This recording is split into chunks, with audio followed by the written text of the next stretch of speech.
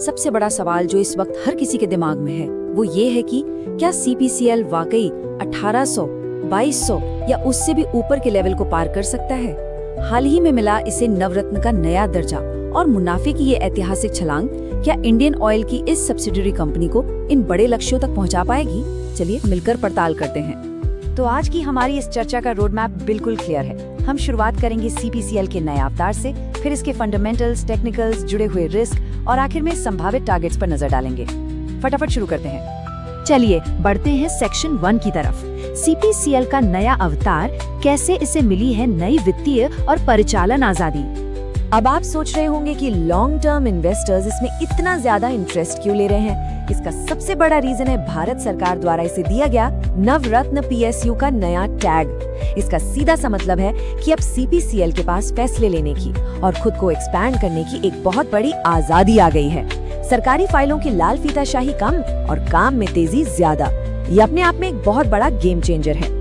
अब आते हैं सेक्शन 2 पर, फंडामेंटल्स और फाइनेंशियल्स। मुनाफे में आए इस जबरदस्त उछाल के पीछे आखिर राज क्या है? इस चार्ट को देखिए, ये कोई मामूली उछाल नहीं है। फाइनेंशियल ईयर 2025 में जो प्रॉफिट आफ्टर टैक्स सिर्फ 214 करोड़ रुपए के आसपास था, वो 2026 में छलांग लगाकर सीधे 3100 करोड़ के पार निकल गया। मतलब सिर्फ एक साल में प्रॉफिट का ग्राफ इस तरह ऊपर जाना कंपनी की अविश्वसनीय मजबूती और एक सॉलिड टर्न अराउंड को दिखाता है। अब सवाल उठता है कि ये चमत्कार हुआ कैसे? इसका जवाब है ग्रॉस रिफाइनिंग मार्जिन यानी GRM।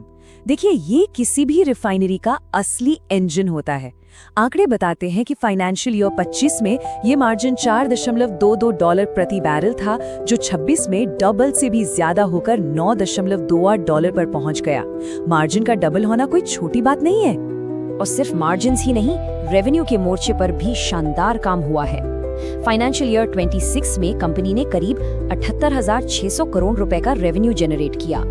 पिछले साल के मुकाबले ये 11% की एक बहुत ही ठोस वृद्धि है। ये साफ बताता है कि कोर बिजनेस का साइज भी लगातार बढ़ रहा है। लेकिन सबसे अच्छी बात क्या है पता है? ये सिर्फ किताबों वाला प्रॉफिट नहीं है। इस मजबूत परफॉर्मेंस का सीधा फायदा शेयर होल्डर्स को मिला है। फाइनेंशियल ईयर 26 के लिए कंपनी ने 62 रुपए प्रति शेयर का भारी भरकम डिविडेंड डिक्लेयर किया है। इतना तगड़ा डिविडेंड इस बात का पक्का सबूत है कि कंपनी के पास बेहतरीन कैश फ्लो है और वो अपने इन्वेस्टर्स को वास्तविक वैल्यू लौटा रही है। अब नजर डालते हैं सेक्शन 3 पर, टेक्निकल ट्रेंड्स और भविष्य, मार्केट का मूड और ग्रोथ के ट्रिगर्स। अगर टेक्निकल्स की बात करें तो मार्केट इस वक्त बेहद पॉजिटिव रिएक्ट कर रहा है। चार्ट्स पर एक बिल्कुल clear higher high higher low pattern बन रहा है, जिसका मतलब है कि लॉन्ग टर्म अप ट्रेंड अभी मजबूती से बरकरार है।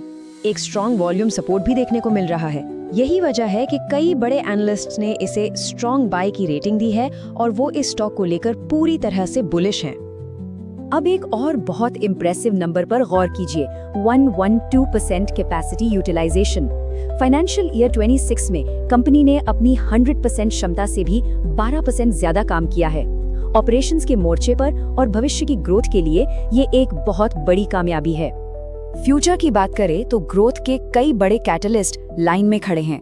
नए रिफाइनरी एक्सपेंशन प्रोजेक्ट्स, इस हाई कैपेसिटी यूटिलाइजेशन को आगे भी बनाए रखना और फ्यूल लॉस को कम करके मार्जिन को और बेहतर करना। और हाँ, जैसा हमने पहले कहा, नवरत्न स्टेटस की वजह से अब ये सारे बड़े फैसले बिना किसी देरी के बहुत तेजी से जमीन पर उतर पाएंगे। चलिए अब आते हैं सेक्शन 4 पर, मुख्य निवेश जोखिम, रिफाइनिंग बिजनेस की जमीनी हकीकत। देखिए, कोई भी एनालिसिस रिस्क की बात किए बिना पूरा नहीं होता। हमें ये हकीकत नहीं भूलनी चाहिए कि रिफाइनिंग एक पूरी तरह से साइक्लिकल यानी चक्रीय बिजनेस है। कच्चे तेल की कीमतों में अगर उतार चढ़ाव होता है तो उसका सीधा असर पड़ेगा। रिफाइनिंग मार्जिन्स का कम होना या फिर सरकारी PSU पॉलिसियों में अचानक कोई बदलाव आना, ये कुछ ऐसे रिस्क हैं जिन्हें किसी भी इन्वेस्टर को हमेशा अपने दिमाग में रखना चाहिए। और अब आखिरी हिस्सा, सेक्शन 5, संभावित टारगेट्स, एनालिस्ट्स के अनुमान जो सिर्फ एजुकेशनल पर्पस के लिए हैं।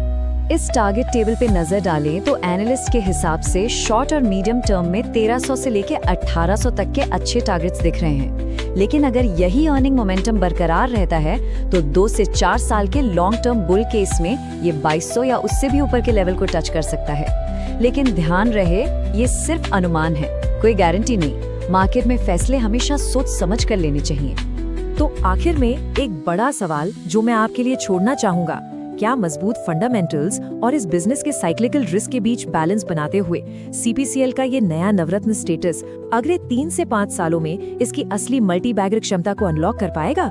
ये सारे आंकड़े और तथ्य वाकई सोचने पर मजबूर करते हैं, है ना? आज के इस विश्लेषण में हमारे साथ जुड़ने के लिए आपका बहुत बहुत शुक्रिया। सीखते रहिए और सुरक्षित रहिए।